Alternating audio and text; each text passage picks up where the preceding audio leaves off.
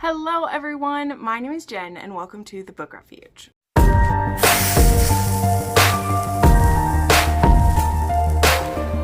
Hi friends, welcome to another weekly wrap up, and we have another week of like 11 books. I got through 11 more books this week. A lot of arcs, a few rereads, just all the good things. But yeah, it was crazy. I'm a little frazzled. My nieces and my sister were here for the weekend and they just left. And so now I'm filming and I'm like a little hot and sweaty. So don't mind the hot mess. We're here to talk about the books. It doesn't matter what I look like, as you guys tell me, but you know what? I still get a little self-conscious about it, so it's okay. But before we get in too deep, let me say a warm welcome to 2 new patrons. Thank you so much to Bailey L and Elizabeth H. Just joined my Patreon, so thank you so much. You guys, I'm completely fan and viewer funded here at the Book Refuge, so even if you're just throwing some money into the tip jar, it all helps out so much, so thank you. Let us get into these 11 books I read, because we do have a good amount to go over. So I have my notes over here as always so that I can remember everything, right? But first off, we did start out with a reread. I was rereading and annotating Sincerely Your Inconvenient Wife by Julia Wolf. And one of my patrons has asked for like all of the series by her new books to be annotated. So that's been really fun, especially because I haven't read this one since it came out. And this was a 5-star originally, and it's still a 5-star now. I really liked this one. And I'm also very glad I reread this because the new series, which will be starting in October, I think it's coming. The first book will be called In the Details, and it's actually about Luca's sister, Clara. And that book is going to be a double single parent. And I completely forgot because it's been so long, but Clara is actually married and pregnant in this one. Not with who she's going to be with, right? There's some stuff that goes down with her husband in this one that will make him her ex-husband by the time it's her turn. And she's actually pregnant with that child that will be make her a single mom when we get there. But yeah, this one, to say what this one's actually about, this one is about Luca Rossi and Saoirse Kelly. And Saoirse, as I always like to say, is the younger sister of Lachlan Kelly, who is in my other favorite book by Julia Wolf, which is Sweet Like Poison. And this series takes place 10 years after that series does, and that is when Lachlan and Elena are in college. So anyway, this one is a marriage of convenience, or inconvenience as it says, and Luca, he needs to appear more stable and have a partner so that he can take over for his father for the Rossi Motors. They sell motorcycles and stuff. And something else that I forgot about this one is that Clara actually has a motorcycle too. So I'm very excited. I hope that she's riding a motorcycle a little bit in the next, I don't know. She'll be a parent then, so maybe she will be scared too, but I don't know.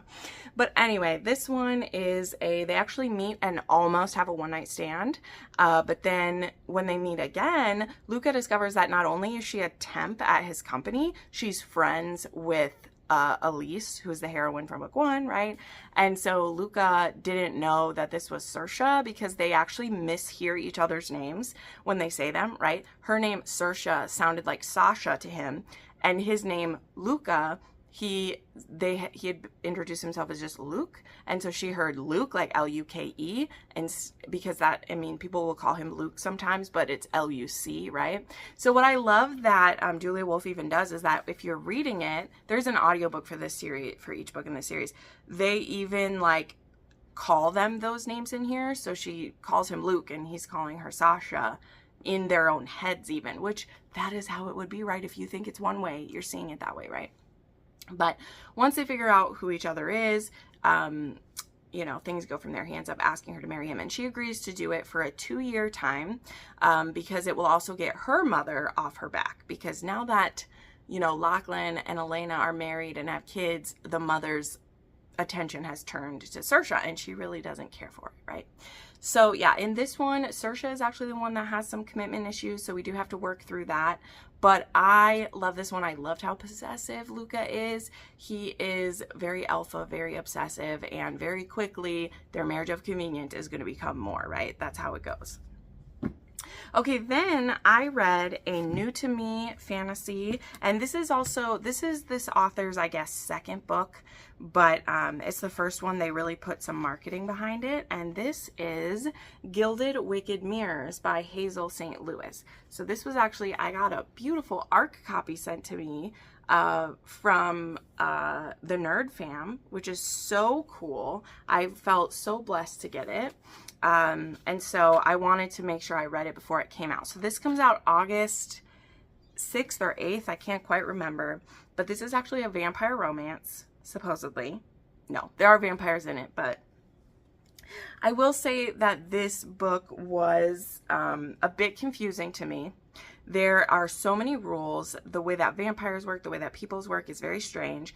Also, this world and this town that is New Swansea, there are these mirrors throughout the town, and these mirrors people make bargains with. And these bargains usually have a very high cost if you don't make a right choice, and they're just everywhere. I didn't really understand how that...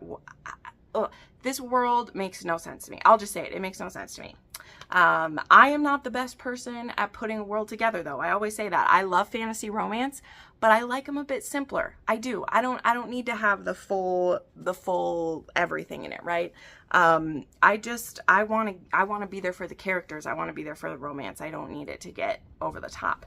And this one, we're in a whole new world, and I was just lost kind of all the time. But the basic of this one is that there are vampires. Although people believe that vampires don't exist anymore, we find out pretty soon that they do. And we have this heroine who is a ballerina. She wants to make it into the Royal Ballet, but she's just turned 23. And when you're 23, you have to make your first deal with a mirror. Like, you don't have a choice. You have to make one. And if you do it badly, you're going to suffer. And so in her case, she makes her deal with a bargainer, and her friend turns up dead. So she blames herself. But she notices that there are vampire marks on her neck. So she's like, what? There's really vampires? So she vows to get vengeance, and she actually has medical examiner skills. Her uncle is her guardian, or was her guardian. She's 23. She's an adult. But he's a medical examiner, and she actually does that as well as being a ballerina. Like, there was just... As I said, there's a lot. And then we have a prince here. We have a prince named Prince Meyers who wants to help her track down the murderer before she gets cornered herself. And they have this very, like, a lot of animosity towards each other, or she does towards him. Apparently there's some attraction underlying that, but it was just, it was odd.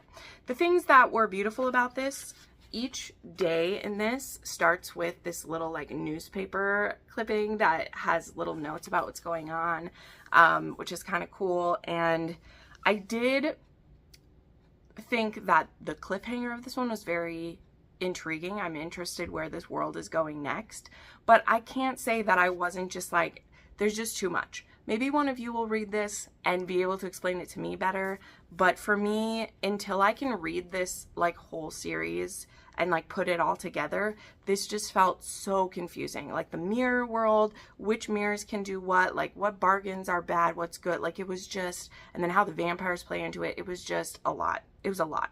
I did like Prince Meyers, what we get of him, and this one is pretty low spice. This one is only like a 1 on the chili pepper scale, but the author said it will get more as we go. So it's a very slow burn.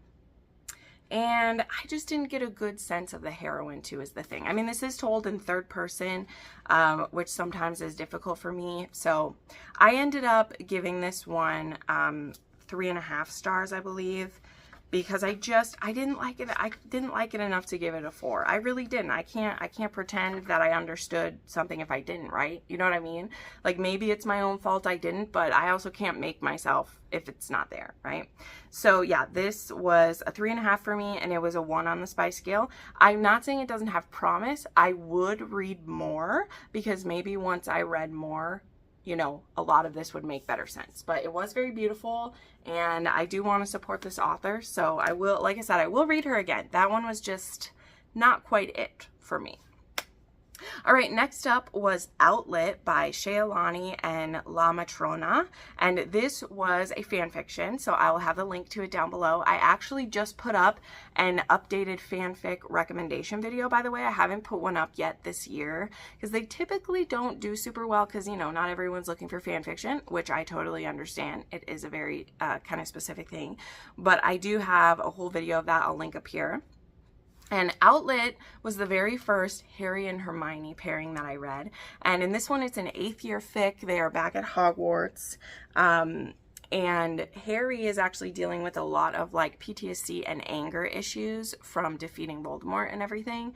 And in this one, Hermione is trying to help him come up with a solution. And so they've tried different things to help him, including like exercise regimes, like fighting things, like whatever, but he keeps starting fights with people at Hogwarts, getting into trouble, and just not being able to deal with his anger. And eventually they get led into trying BDSM. I won't go over all the details of how, but in this one, Hermione and Harry are very attracted to each other, and Ron is totally cheering for them. I just have to say, I'm okay with some Ron bashing. I know a lot of people want to read the Ron bashing, but this type of Ron, who is very supportive and is trying to help them work it out, I was so here for it, honest to goodness. I was really here for how like Ron, who's also dealing with a type of PTSD, sees what his friends are going through and is trying to encourage them to go see a mind healer and try to work it out. And when he finds out like they're together, he's really happy for them. He's like, you guys are a great pairing. So I'm just saying, I liked this version of Ron because they got to keep their friend. When Ron is a friend and all the Weasleys are our friends, I have a good time with it. And Arthur and Molly particularly really help Hermione in this book as well. And I just loved it. I really, really did. I enjoyed this fic so much. And so I gave this fanfic a 4.5 star because I just had such a good time. And it was a 4.5 on the spice scale. This was spicy. This also has kind of some misuse of BDSM. So when they come across BDSM, they don't perfectly do all their homework to begin with. So if you're someone who likes to see people working through that and figuring it out, I thought that was very good. Them having to set their boundaries, but yet they don't know fully what their boundaries are yet. There's just a lot that goes into it. And I thought it was done very well. So yeah, I gave that 4.5 stars. Highly recommend if you like that stuff. All right, next up, I read The Arc of Restoration by Noelle Adams. I was so excited to read this one as well. This book was pushed earlier this year because Noelle Adams had some personal stuff happen. She also is kind of a mood writer. It's why she has a lot of projects going at once so that she can, you know, switch between things if she wants to. So this one is the 4th book in the Worthing series, the Worthing family. And this one is about the brother, Edmund, and his assistant Autumn. Okay, so he's a billionaire. I don't even fully know what his job is, what he's doing, but he has an assistant named Autumn. She's been with him for many years now, and she's also a little bit in love with her boss, and she realizes it's time to move on because she's never going to be with her boss, so it's time to move on. He really doesn't want her to quit because, I mean, he's a little bit in love with her as well, and she also knows his life so well. He just doesn't want to lose her, but she's like, hey, I have to move on. And so she's going to do one last trip with him. He's going to be staying on a yacht for like a month. And it's just going to be him and her on this yacht, which I think is kind of funny. Definitely seems kind of odd to me. But they're going to be on this like month-long yacht trip. And then she's going to be moving on to find a new job and do kind of what she wants to. And then they get shipwrecked. There's a storm. They end up on this small little island and no one knows where they are. They aren't even supposed to be back for a month. And though people will know they're missing soon, because like they have to check in every so often, they may have no idea where they are. It could be a long time. And so these two are now having to survive on this little island. So this is a little survival story. But if you're someone who survival stories can make you anxious or you don't want any that are too intense, this was, honestly, it was, I hate saying low stakes because like their lives are at stake. But the way that Noelle Adams writes, I say this again and again, it's the same way I feel about the Kindled series. This has a lot of aspects I love about the Kindled series, but in this contemporary world where we still have modern technology and things to come and help us. So it was just very interesting to see how like pretty much their survival is like kind of backseat, and it's them you know, being forced to be by each other now alone and finally get to what their feelings are and everything. And I'm a huge fan of that. And as always, it has the signature, very like awkward discussions, but they're so important and so real. I love it. So this was great. This is my favorite one in the series. So I gave this a 4.5 star. It's not quite a 5 star because it's still novella length. And when we got near the end, it was just like over like that type of one. You know, you want a little bit more satisfaction once you go through that much. You know, you want a little more satisfaction by the end, and I just didn't quite get that out of it. But I gave it 4.5 because it was great, and it was a 3 on the spice scale. Okay, then I read the new release, The Forbidden by Sawyer Bennett. So I didn't get an ALC for this one. I bought it with my own money. And this is book 2 in the Bluegrass Empire series. Now, I thought this was only going to be a duet. I think she even said it was going to be a duet. The first one had the Blackburn side, and this one is the Mardragon side of it. But there's going to be one for the other brothers now, I guess, because this one is the Blackburn sister. This is Kat, and then Gabriel Mardragon, who has been left in an interesting situation because, well, if you read the first one, you'll know that the Mardragon father, the patriarch, did something really bad. So bad that Gabriel turned on his dad. And now, because they share Sylvie, who, you know, Gabriel does love very much. He loves his sister's daughter. He loves his niece very much. And because of how his father screwed it up, he doesn't even know if the Blackburns will like let him see his niece. Sorry, I have a knot in my hair. It's bothering me. And so he kind of has to prove to them that he will be a good uncle and everything. Well, Ethan, the brother who like runs everything on the Blackburn side, he's Sylvie's dad, he doesn't want it to deal with Gabriel at all because he's supposed to be overseeing his daughter's stake in the winery and all and everything. And so Kate, the sister in the Blackburn family, she volunteers to deal with that for Ethan. So this means her and Gabriel are having to have meetings to discuss everything. And what becomes very clear very soon is that Gabriel and Kat actually have a history, which is what I thought. I suspected when I read the feud that they had a history. Turns out they actually went to the same college, and this is a second chance romance. So I, again, love this so much. This one I feel like did focus a little more on the romance. You know, one of the small issues I had with the feud, even though I gave the feud 5 stars because I loved it so much, I didn't mind. But this one spends a little more time working on the romance, but it still is very much about the whole, like, the family aspect of this. And that's why I just still enjoyed it so much. And we got more time seeing, like, Kate and Gabriel, like, work through everything. And I liked that. So, yeah, this was another one. I listened to the audiobook. This is narrated by Kit Swan and Sean Masters again. The audiobook, you can get it on Amazon or directly from the author's site. I think the audiobook wasn't too much either. But yeah, definitely check that one out. I also gave this one 4.5 stars. Apparently, I was really leaning on 4.5 stars still for this. So it's a 2.5 on the spice scale. And I just love these guys so much. And then the last book that I finished for July was a reread of God of War by Rena Kent. I'm annotating this whole series for someone. Multiple people wanted Legacy of the Gods series before the people covers are gone. And of course, yeah, this is Ava and Eli, and it was good to revisit this and kind of pick up all of the clues. I wondered if I would like it better or less maybe when I reread it, but I'll tell you, I like it about the same. There isn't anything that I despise upon rereading it. I feel that the story was set up well and it was executed well, and though I won't take any points away from it, it didn't bump up to a 6. I was going to see if it was. It's still very clear to me that God of Fury is the best book in the series. It is devastatingly wonderful, and this one just does feel like a little bit of air is let out of the balloon. Not a lot, but it does feel like a little bit of air is let out of the balloon with this one. But yeah, still a very heavy book, still a very heavy series. Be careful with it. This one particularly deals with a kind of mental health that is very difficult to watch someone go through. But yeah, that's a 5-star read for me.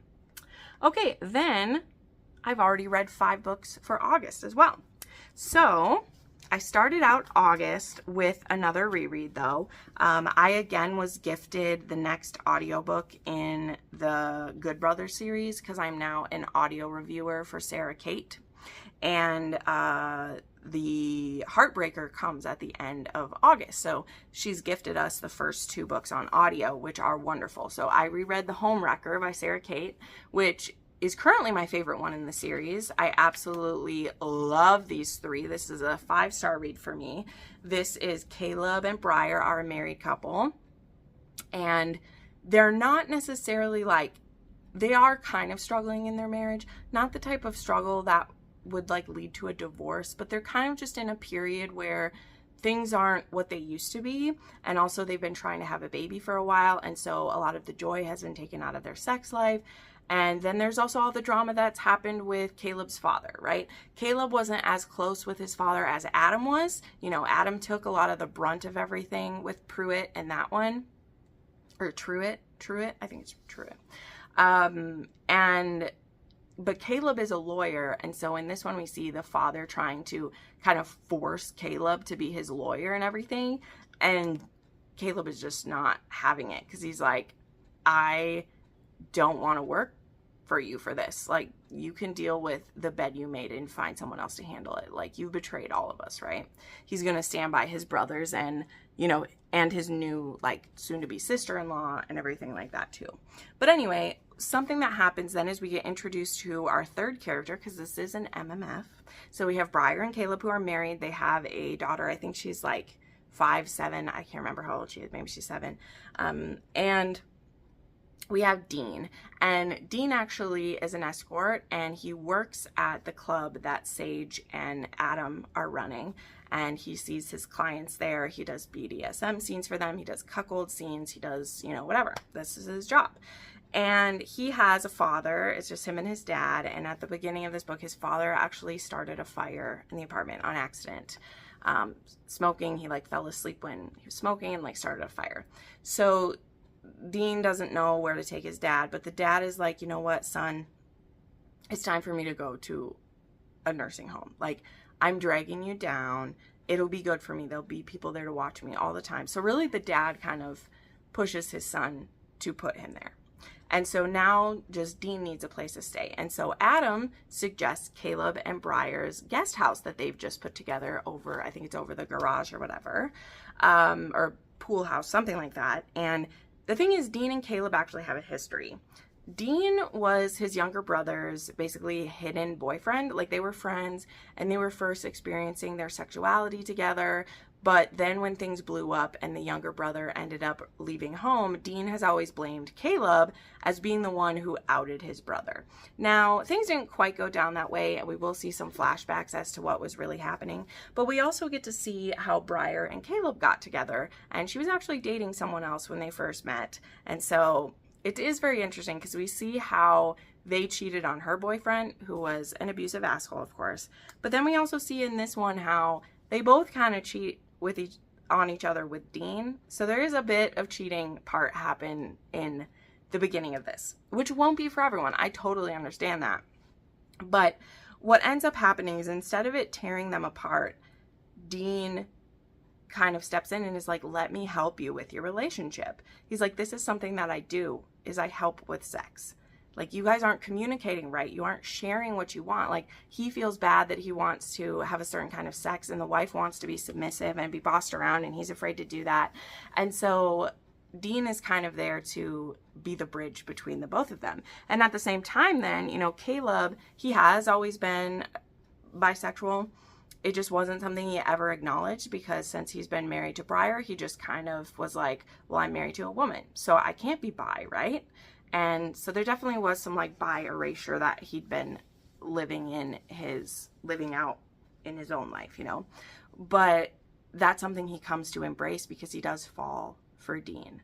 So I just loved revisiting this. The audiobook was duet narration, but there was actually 3 people, so it was in duet style. And we had, of course, Aiden Snow, Tim Page, and where did I put it? Oh.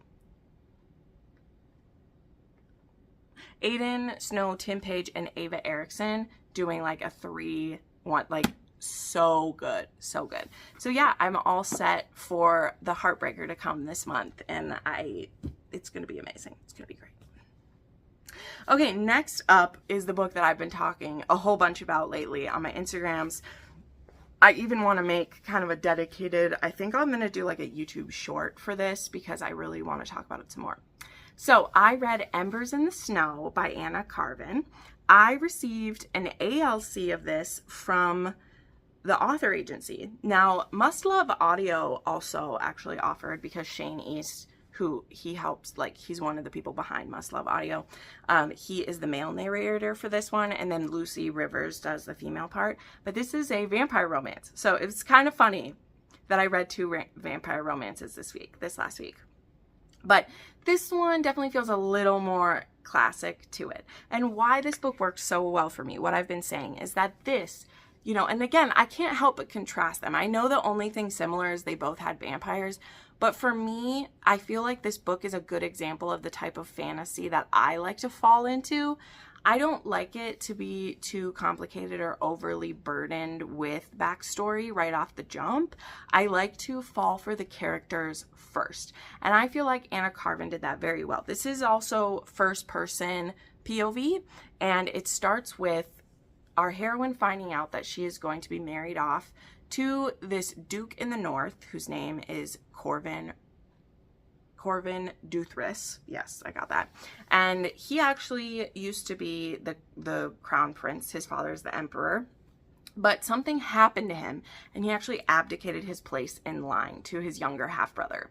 But he lives up in the north and takes care of his castle and his people there, and he's called like the monster. He used to be like leading his father's army, so there's lots of rumors about him that she's heard, and she's always known her father is going to marry her off to someone. Her father hates her. He mistreats her.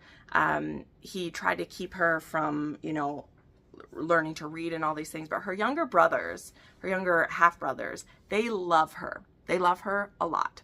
And so they would actually share their learning with her. So she is able to like read and write and know those things because her brothers helped her that. And so anyway, she's supposed to get sent off to marry this guy. So again, I just felt for her right away because she finds out about this marriage, and then right away we're like in the carriage on the way there. Like she doesn't even have time to overthink it. She's getting shipped off there. And on the way there, her entourage gets attacked in the night and everyone gets killed except for her. And they actually had locked her in the carriage to like keep her safe or whatever. So she can't even get out. And actually they were attacked by, her people were attacked by lichens, and they actually try to like break in. But then some riders come up and actually chase away the lichen or whatever. And it's her 2 brothers and one of their, and maybe it's her cousin or friend, I don't know, but it's her 2 younger brothers. And they're not like young. I think they would be, let's place them at like 19 or 20. I can't remember how old they said they were, but she's like a few years older than them. And then they're still like almost men, but younger than her. And they were horrified that their father just shipped her off. And so they came after her because they're like, we don't like this. We're going to take you back home. But she's like, guys, I'm going to have to do this marriage. But anyway, one of her brothers gets hurt when they rescue her. And so she's like, okay, well, we need to go ask the Duke for help. His castle is not that far ahead of us. So she gets on one of the horses, makes her brother stay with her other brother, keep pressure on the wound. And she goes riding helter-skelter to get to this castle. So we get all of this from the heroine's point of view, okay? Then we get Corvin's point of view, who again, he's our vampire in here. What I liked about this too is he's a newer vampire, and vampires are not well known in this land. Not even just because like, ooh, we keep them a secret. They're literally like not really from this land, which I won't go into that because the way that he is a vampire here is kind of a secret. So I'm not going to just blurt that out. But that being said, it's been very difficult for him to even find out information about fully what he is. He just knows that he needs blood now. He knows that female blood, and I don't mean like the female blood, I mean just blood from a female calls to him more than male blood does. And so he's actually like not banished women, but he only hires men to work in his castle because he doesn't want to be tempted by a woman. And so The other kicker, he doesn't even know that his father betrothed him to this woman. He's just going to take care of his people, be his vampire self, and take care of his people, and that's what he's planning to do. But he did abdicate his place in line, right? Because he didn't want to, you know, he didn't feel like he should lead the people because he sees himself as a monster, okay? So he sees this girl come charging in on her horse, okay? I'm not going to tell you this whole story, I promise. You guys should know this by now if you watch me. This is just the setup of the book, and then I'll get out before anything too good happens, right? But he sees this girl come charging up, and he uses his vampire strength and like jumps down there. He can move very fast, of course. And he scares her horse when he just appears right there. And so she gets thrown off her horse, and he catches her and he smells her, right? And we have a full on, like, it's such a Twilight moment in the best way, okay? Okay? Because he smells her and he can't help. He bites her. He bites her. And she's just like, oh my God, he is a monster. What's happening? But he stops himself and he's horrified. And he's like, I'm so sorry. I don't know what happened. And she's like, please help my brother. Like, you can take whatever you want from me, but my brother's in danger. And so he's like, tell me where they are. I will go and get them. And so he runs her back to her brothers basically and gets them, and then he takes the brother, leaves her with them and the horses to come to the castle, and he goes to take care of the brother. So once all of this is calmed down and blah blah blah, he actually finds a letter that was sent to him from his father among some of the men who were like that were killed that came to like ambush her castle, because they weren't just Lycans, apparently there was other people there too. And this letter is the dad explaining, I have betrothed you to this woman, and if you don't marry her, I will take all of your lands back from you. So he's basically threatening him with disowning him. Now, he didn't disown him when he abdicated, right? He let him have this area.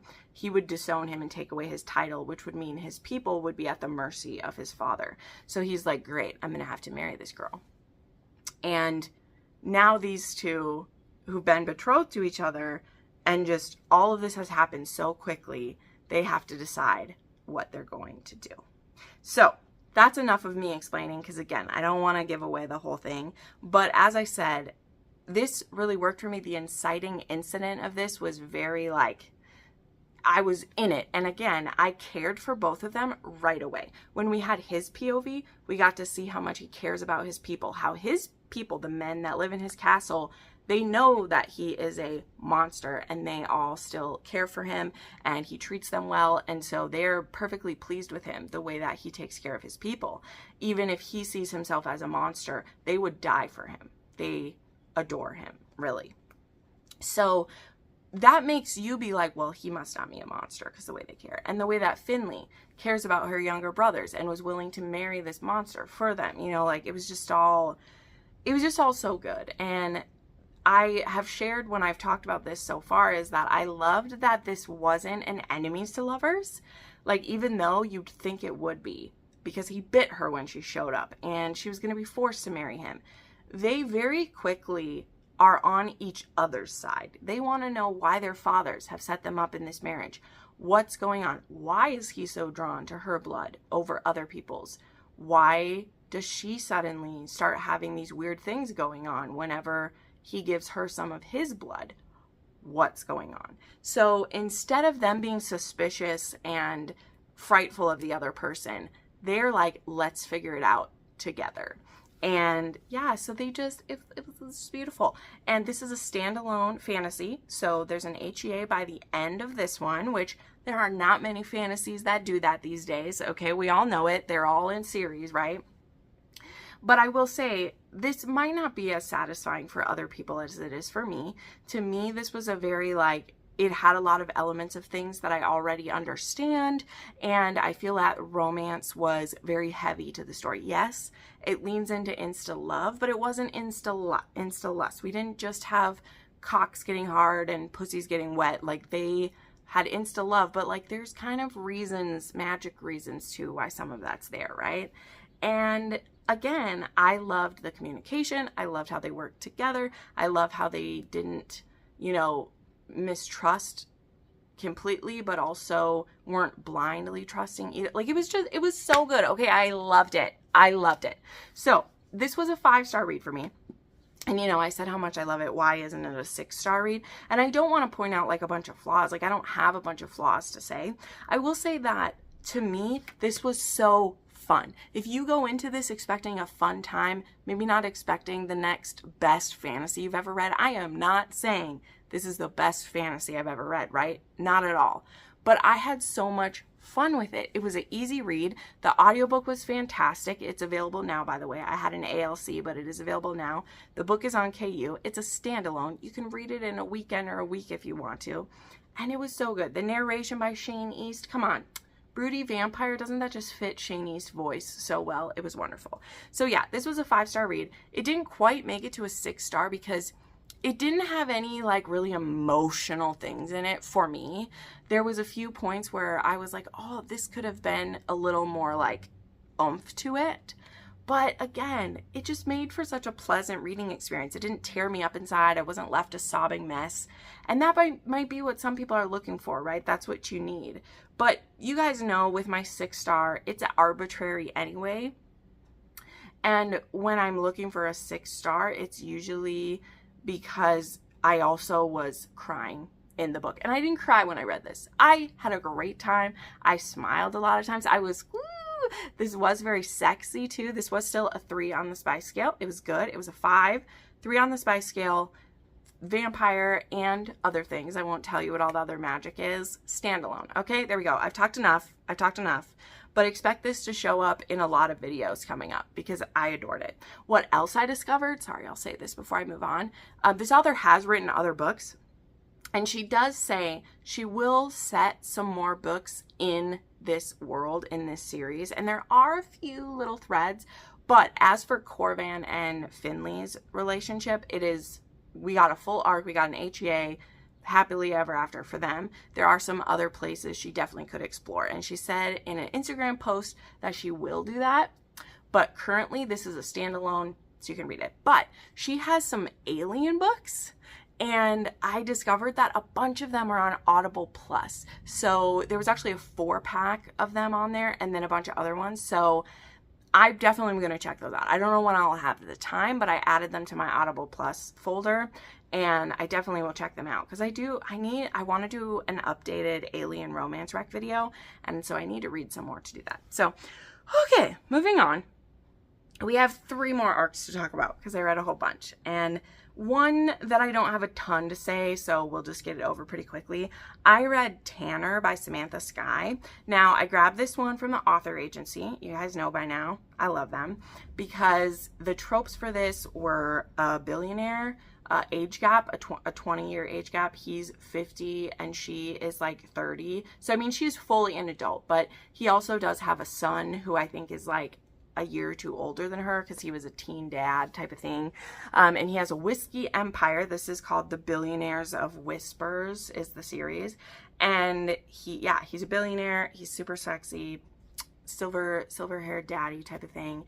And our heroine, obviously his name is Tanner. Our heroine, her name is Victoria. And she discovers at the beginning of this book, number 1, her boyfriend is cheating on her. Number 2, she gets contacted by a lawyer because her great aunt died and left her home and property because she didn't have anyone else to leave it to.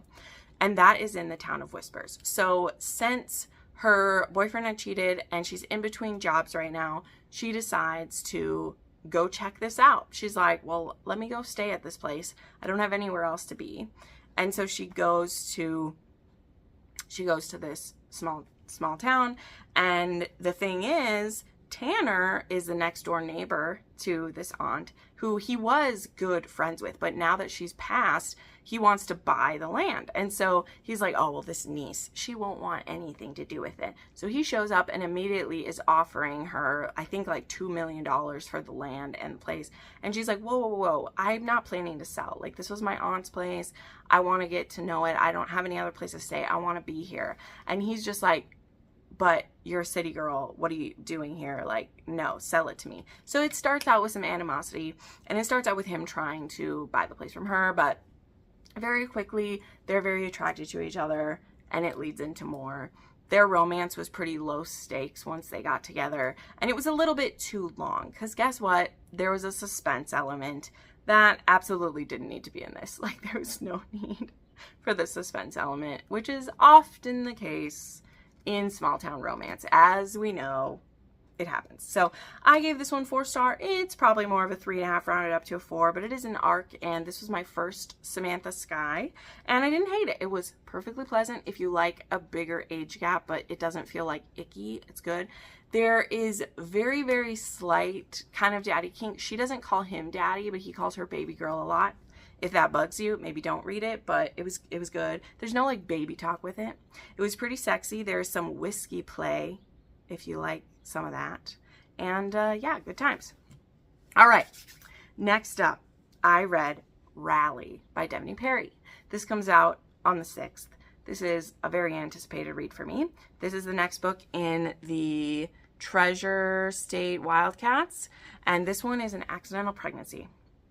And this is Rush Ramsey and Faye. So how to get into this one? I don't want to say too much because this one doesn't really have much plot besides the accidental pregnancy. I will say this is about the pregnancy, not the baby type of one. I know, I myself like the baby to be born. But you'll see if you read this, there's a lot that has to get figured out while she's pregnant. But anyway, Rush and Faye actually meet each other like kind of prior to the main part of the story, and not when they have the one night stand yet. They meet each other when they're both actually dating other people, and they are actually camping in the same place, and they like share a meal and chat, and they have this great connection. They find out they both go to the same college. They know that he's a football player, and she has no idea who he is. And he's not being cocky, but he's like, you seriously, I mean, even if you don't watch football, like, don't you know who I am? And she's like, no, I don't. And it's because she's very busy, okay? This woman is putting herself through school. She works at a diner. She has a full load of classes. She has a younger half-sister that she helps with her homework and tries to help her out. And she does not have time for any extra things. Now, I think it's like a month or so later, now she's broken up with her boyfriend and he's broken up with his girlfriend. And now they're both single, and they run into each other at a bar. And she's there for a bachelorette weekend, and he's just there with the buddies. And it's in the summer before school starts. And they end up both having this hot drunk night together. And they didn't use protection because she thought her IUD would work, and it didn't. It didn't work. So she finds out a month later that she's pregnant, and right away she tells him, and right away she's made the decision she will be keeping the baby. And her reason being actually is he never asked her to get rid. He never does. She's afraid he's going to ask her to get rid of the baby, but he doesn't. He's just like, what do you want to do? Whatever. I'm here. I'll be a dad. I'll be whatever you need. And she says, I'm not going to get rid of the baby because my mom got rid of 3 pregnancies before mine, and my whole life she always told me she wished she'd gotten rid of me, and I don't want to do that.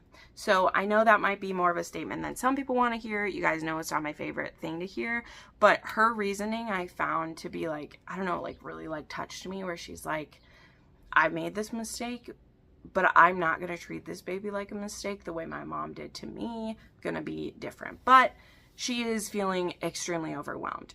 Though she broke up with her ex-boyfriend who had cheated on her, she had no other place to live. So she's still been living with this asshole of her ex because she doesn't have the money to move out. Like, this poor girl. Like, this gave me so much anxiety because I understand what it is to, like, have money for if you want something fun or whether you're going to eat. I can't imagine having another mouth to feed. Like, you guys know, it's tough enough to do it in these days on my own. So when Rush finds out, like, he really wants to help, but she's very proud. She doesn't want to rely on anyone because people have always let her down. You know, she's estranged from her mother, and she just doesn't want to count on anyone. But very early on, well, I think it's not right away, but she hasn't been living with this dude too long, and Rush's parents actually come to town, and so he tells his parents that they're going to be grandparents, and immediately they are so like, oh, we're going to be here for whatever you need. We're here to support you. And her ex finds out she's pregnant, and he calls her a bunch of names and kicks her out. doesn't give her any chance. And Rush, him and his brother, his, football bros, who they have an empty room at their place. And so he's like, come live here. It'll be great. Then I can be there to help you too. So yeah, that's all that I'll say about the setup, because I'm not going to walk through the entire thing, but like that's their setup of this, right? They are going to co-parent together, but they need to make it through this school year, and they also need to decide, are they going to be something more or not? And I will say one of the things that could have been a weakness for this is that it is a very slow burn before we get back around to there being romance between the two of them, which it made sense to me. Like, one of the reasons why I like this one so much is it felt so real. Like, discussions that they have, miscommunications they do have, they are all so real and raw that you can't help but be like, oh, you poor babies. Like, honestly, like, you poor babies who are gonna have a baby. You can do it. Like, I was rooting for them so much. There are definitely people who make it more difficult, one of whom is going to be a hero in his own book soon, so he better shape up. But I will say, like, I was nervous about this. Well, I was excited about this one, but then I was nervous later because it was 2 college students, and the previous 2 books in this have been about coaches. The first one was about the coach and the sports administrator. The second one was about a coach and a student, and this one was 2 students. And I will admit, I wasn't super looking forward to that. I was really hoping this was going to be a reverse age gap, and that, like, Rush was going to have slept with like a teacher or something. I don't know. In my head, that's what this one was. So the fact that they were both students wasn't my favorite to start with, but it did add a level of like, is she going to be able to finish school? Like, all of these things. So yeah, it was Rush. He was wonderful. So again, I won't go into any more detail. We'll stop. We'll move on. But I did give this one 5 stars, and it really had to do with Rush and Faye and like their journey to the birth. We'll just say that. So yeah, I really liked it. I still think that Blitzed is my favorite, which I also gave 5 stars to. I think that Blitzed is still my favorite of the 3 so far. Okay, final book that I finished. All right, see, I still almost make it to an hour, even when I think I'll talk fast. So this book was heavy, guys, all right? I read Where There's a Will by Ember Hughes. And this is the first book in the Conway Collateral. I think it's supposed to be a duet, but this did have an HEA for this couple. The next book's gonna be about a different couple, so I think it's just supposed to be a duet. I honestly have no idea. But this book is Daisy Jane's dark romance pen name. There we go. I can think of the word. This is her dark romance pen name. Okay, but this is Daisy Jane, right, who writes all my smutty fun stuff. And this is a dark cowboy romance, okay? So, and by dark, I mean this is Pam Godwin level dark, okay? Like, honestly, in my review for this, I was explaining this reminded me of actually 2 different Pam Godwin novels. It reminds me with the cowboy aspect and with some of the BDSM things that will be in this one. It reminds me of her Trails of Sin series, but it also reminds me of her Deliver series, particularly maybe book like 4 or 5 or 3 or 4 in that series, because this is about human trafficking that's happening in I think they're in Wyoming. I don't know, but this is about Kinley and Colton. And Colton and Kinley were high school sweethearts, and she broke up with him and he moved away. And he hasn't been back to his hometown since they broke up, because he loved her so much and she broke his heart. But his father's died, so he comes home. His sister said, I need you to come home. And when he gets back there, he discovers that their father was deeply in debt, and he had basically sold the farm out from under them. Like, he took out a loan with Kinley's father, who I can't remember what his name was, but Conway is his last name. That's what the Conway part is. And he doesn't understand why his father would have done this. And so he goes over there to, he's going to talk to the guy, but he also wants to find out how deep his dad was in with him and everything. So he is snooping around, and he gets caught.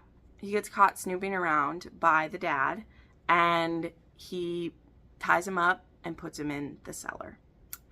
And he very quickly, I mean, the ever-loving shit is beat out of him. And the dad is trying to force Colton to become a part of his operation. And his operation is sex trafficking. They're kidnapping women and children and virgins and selling them to the highest bidder.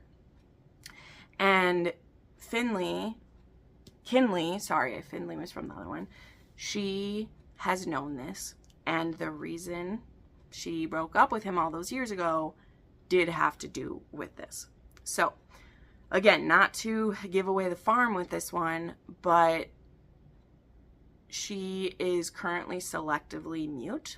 She refuses to give her father the satisfaction of speaking or screaming or any of the things, because he has been torturing her and abusing her all this time. And now Colton, the love of her life, is captured and is in the basement, and she's forced to feed him and care for his wounds and watch him suffer. And now her father has leverage over her as well. So there are situations within this that, again, if you've read Pam Godwin, you'll know. If you haven't, let me just say the trigger warnings in this book. I'm going to tell you them right now, okay? And some of them are spoilers, but they are big ones, so I'm going to tell them to you. There's forced sterilization. There is inter-family rape, okay?